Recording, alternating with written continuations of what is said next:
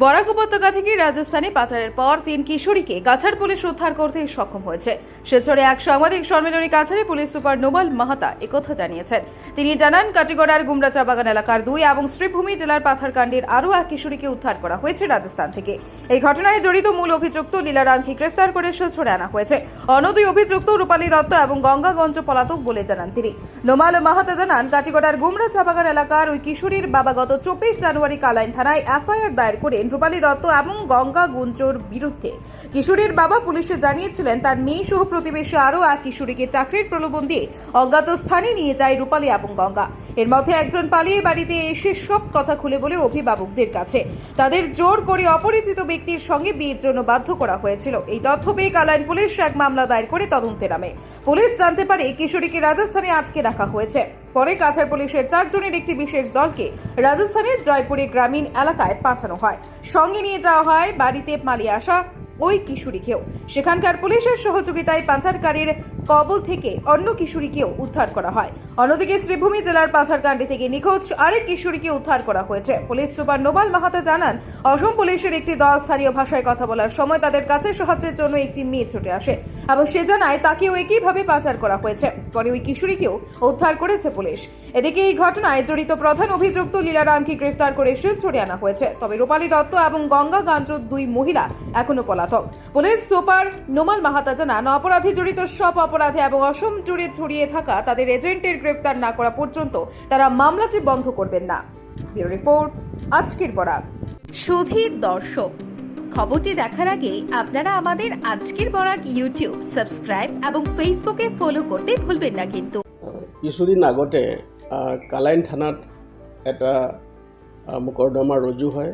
মোকৰ্দমাটো যিজনে মোকৰ্দমা দিছিলে মানুহগৰাকীয়ে আমাক জনায় যে তেওঁৰ নিজৰ এগৰাকী ছোৱালী, নাবালিকা ছোৱালী, তাইক চাকৰিৰ প্ৰলোভন দি এটা চক্ৰই ইয়াৰ কালাইন অঞ্চলৰ পৰা লৈ গৈছে আৰু লৈ যোৱাৰ হায়দৰাবাদলৈ লৈ যায় আৰু হায়দৰাবাদত লৈ যোৱাৰ পাছত সেই ছোৱালীজনীৰ কোনো সংসূত্ৰ পোৱা নাই। গতিকে সেই সংক্ৰান্তে যেতিয়া আমি এটা মোকৰ্দমা ৰুজু কৰোঁ আৰু মোকৰ্দমা ৰুজু কৰি আমি জোৰ তদন্ত আৰম্ভ কৰোঁ আৰু সেই সংক্ৰান্তে স্থানীয় যি ৰাইজ আছে, গুমৰা চাহ বাগিচাৰ ৰাইজ, সকলো ৰাইজ আমাৰ ওচৰত আহিছিলে। তাৰপিছত বিষয়টো আমি গুৰুত্ব সহকাৰে লৈ আমি তাক টেকনিকেল এনালাইচিছৰ জৰিয়তে আমি নিশ্চিত কৰোঁ যে সেই নাবালিকা ছোৱালীগৰাকীক ৰাজস্থানৰ এটা কোনোবা অঞ্চলত নি এই দুষ্ট চক্ৰই বিক্ৰী কৰি দিছে। গতিকে সেই সংক্ৰান্তে যেতিয়া আমি আৰু বিশেষভাৱে তাৰ যি অনুসন্ধান আছে তাৰ ভিতৰত আমি যেতিয়া আৰু ভিতৰলৈ সোমাই যাওঁ, তেতিয়া আমি ৰুৰেল ৰাজস্থানৰ মাননীয় আৰক্ষী অধীক্ষক ডাঙৰীয়াৰ লগত যোগাযোগ কৰোঁ। তেওঁৰ নাম হ'ল আনন্দ মিশ্ৰা, IPS অফিচাৰ হয়। তেখেতৰ লগত যোগাযোগ কৰি তেওঁ সম্পূৰ্ণৰূপে আমাক সহযোগ কৰে আৰু লগে লগে আমাৰ বিষয়টো যেতিয়া মাননীয় আৰক্ষী সঞ্চালক প্ৰধান ডাঙৰীয়াৰ আমি দৃষ্টিগোচৰ কৰোঁ আৰু লগে লগে তেওঁ আমাক নিৰ্দেশ দিয়ে যে অতি শীঘ্ৰেই সেই মহিলাগৰাকীক উদ্ধাৰ কৰি আনিব লাগে। আৰু লগে লগে আমি এটা বিশেষ দল এটা গঠন কৰোঁ, আৰক্ষী দল এটা WSI মহেশ্বৰী দাসৰ নেতৃত্বত 4জনীয়া এটা দল ৰাজস্থানলৈ যায় আৰু ৰাজস্থানলৈ গৈ ৰুৰেল ৰাজস্থানত এটা অভিযান আৰম্ভ কৰে। আৰু ৰুৰেল ৰাজস্থানৰ যি ঠাই আছিলে, যিটো আৰক্ষী থানা আছে, সেই থানাটোৰ নাম হ'ল চান্দৱাজি PS। চান্দৱাজি PSত যেতিয়া আমাৰ পুলিচৰ দলটো উপস্থিত হ'ল, তাৰপাছত তেওঁলোকে সম্পূৰ্ণ সহযোগ কৰিছে। তাৰ এটা গাঁও অঞ্চলত বিশেষ অভিযান চলাই থাকোঁতে সেই ছোৱালীগৰাকীক আমি উদ্ধাৰ কৰিবলৈ সক্ষম হ'লোঁ। আৰু ছোৱালীজনী উদ্ধাৰ কৰাৰ সময়তে তাত এটা ঘটনা সংঘটিত হ'ল। সেই ঘটনাটো হৈছে যে আমাৰ অসম আৰক্ষীৰ যি ইউনিফৰ্ম আছে, সাজ পোছাক আছে, দেখি ওচৰৰে ছোৱালী এজনী দৌৰি আহিল আৰু দৌৰি আহি তেওঁ আমাৰ যি ইনভেষ্টিগেশ্যন অফিচাৰ আছিলে WSI মহেশ্বৰী দাসক তেওঁ লগ ধৰি হাতত ধৰি কৈছে যে তাইকো কোনোবাই নি সেই অঞ্চলত বিক্ৰী কৰি থৈ গৈছে, গতিকে তাইক উদ্ধাৰ কৰি লৈ যাব লাগিব। ঘটনাটো অতি পেথেটিক ঘটনা। যেতিয়া আমাৰ দৃষ্টিগোচৰ হ'ল, তেওঁ যেতিয়া আমাক যেতিয়া জনায়, আমি লগে লগে সেই মহিলাগৰাকীৰ বিষয়েও আমি তদন্ত আৰম্ভ কৰোঁ। তেওঁ খবৰ লওঁ আৰু গম পালোঁ যে সেই মহিলাগৰাকী শ্ৰীভূমি জিলাৰ পৰা তাত কোনোবাই লৈ গৈ দুষ্ট চক্ৰই তাত বিক্ৰী কৰি দিছে। আৰু লগে লগে আমি এই সংক্ৰান্তে তেওঁ যি আৰক্ষীৰ যি বিষয়া আছিলে তেওঁক জনাওঁ ৰাজস্থানত, আৰু লগে লগে তেওঁলোকে আমাক সহযোগ কৰে।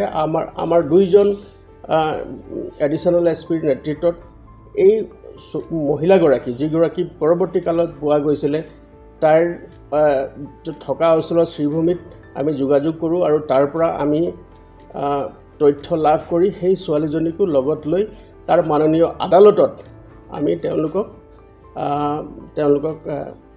প্ৰডিউচ কৰোঁ। আৰু প্ৰডিউচ কৰাৰ পিছত মাননীয় আদালতে আমাক এই তাত যিজন ব্যক্তি প্ৰথম মহিলাগৰাকীক লৈ গৈছিলে আৰু তাইক বিয়া পাতি লৈছিলে, সেই একিউজজনৰ নাম হ'ল লীলাৰাম। সেই লীলাৰামকো আমি ধৰিবলৈ সেই সময়তে সক্ষম হ'লোঁ। তেওঁৰ ঘৰ হ'ল মানপুৰা, ৰাজস্থান তেওঁৰ ঘৰ। তেওঁকো আমি ধৰিবলৈ এই অভিযান কালতে আমি সক্ষম হ'লোঁ। গতিকে একিউজ আৰু দুইগৰাকী আমাৰ যি ভিক্টিম মহিলা, তেওঁলোকক উদ্ধাৰ কৰাৰ পিছত মাননীয় আদালতত আমি তেওঁলোকক হাজিৰ কৰাওঁ আৰু আদালতে আমাক কম দিনৰ কাৰণে ট্ৰেনজিট ৰিমাণ্ড দিয়াৰ কাৰণে আমি তেওঁলোকক সোনকালে আকাশী পথেৰে আমি তেওঁলোকক ইয়ালৈ লৈ আহোঁ আৰু আমাৰ ইয়াত আদালতত তেওঁলোকক আমি হাজিৰ কৰাওঁ। তাৰপাছত পৰৱৰ্তী কালত যিজন মেইন একিউজ আছিলে লীলাৰামক আমি এৰেষ্ট কৰিছোঁ আৰু তেওঁলোকক মহিলাগৰাকীক স্বাস্থ্য পৰীক্ষা কৰাৰ পাছত তেওঁলোকৰ পৰিয়ালবৰ্গৰ হাতত মহিলাগৰাকীক আমি যি আইনী ব্যৱস্থাৰ মতে আমি অৰ্পণ কৰিছোঁ। আৰু বৰ্তমানো আমাৰ এই তদন্ত প্ৰক্ৰিয়া চলি আছে। ইয়াৰ লগতে যি 2গৰাকী কিংপিন আছে, যি এই মহিলা সৰবৰাহকাৰী এই চক্ৰটোৰ চলাই আছিলে, তেওঁলোক বৰ্তমান পলাতক অৱস্থাত আছে আৰু ৰাজ্যৰ বাহিৰত আছে। গতিকে তেওঁলোকৰ বিৰুদ্ধে আমাৰ তদন্ত চলি আছে আৰু মই আশা কৰিছোঁ খুব শীঘ্ৰেই আমি তেওঁলোককো আইনৰ আওতাত আনি কঠোৰতম আইনগত ব্যৱস্থা ল'বৰ কাৰণে সক্ষম হ'ম। এই প্ৰাৰম্ভিক তদন্তত দেখা গৈছে যি চক্ৰটো এইটোৰ লগত জড়িত হৈ আছে, সেই চক্ৰটো যি আমি টেকনিকেল এনালাইচিছ কৰি আমি গম পাইছোঁ যে তেওঁলোকৰ উজনি অসম আৰু উত্তৰ অসমৰ বহু চাহ বাগিচা অঞ্চলত কিছুমান লোকৰ সৈতে তেওঁলোকৰ যোগাযোগ আছে। গতিকে আমি ভাবিছোঁ যে এটা বৃহৎ চক্ৰ আৰু এই অসম আৰক্ষী তথা আমাৰ আৰক্ষী সঞ্চালক প্ৰধান ডাঙৰীয়াই গুৰুত্ব সহকাৰে এই বিষয়টো অনুসন্ধান কৰিবলৈ আমাক কাৰাৰ নিৰ্দেশ দিছে আৰু অসমৰ মাননীয় মুখ্যমন্ত্ৰী ডাঙৰীয়াৰ কাৰা নিৰ্দেশ আছে যে মহিলাৰ বিৰুদ্ধে আৰু শিশুৰ বিৰুদ্ধে যি অপৰাধমূলক কাৰ্যত নিয়োজিত হ'ব, তেওঁলোকৰ বিৰুদ্ধে কঠোৰতম আইনগত ব্যৱস্থা অসম আৰক্ষীয়ে ল'ব লাগে।